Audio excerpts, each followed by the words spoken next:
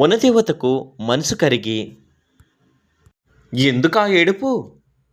మీకు కావాల్సిందే రంగే కదా అంటూ పూల రేకుల నుంచి రంగు, పక్షి రెక్కల నుంచి రంగు, చేప పొలుసుల నుంచి రంగు ఒక బంతిలా చేసి ఇచ్చాడు. ఈ లోకంలోని రంగులంతా మీ ముందే పోశాను.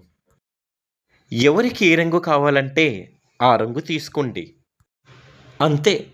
సీతాకొక చిలుకలన్నీ ఎగురుకుంటా సంతోషంగా, సంబరంగా రంగుల దగ్గరికి చేరుకున్నాయి.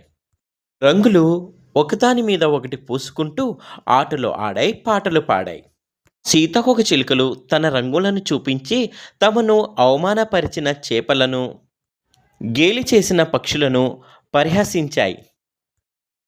పూలను ఎగతాళి చేశాయి. అలా వనదేవత వరం వల్ల ఆ రోజు నుండి లోకంలోకి రంగు రంగుల సీతాకోక చిలుకలు చేరిపోయాయి.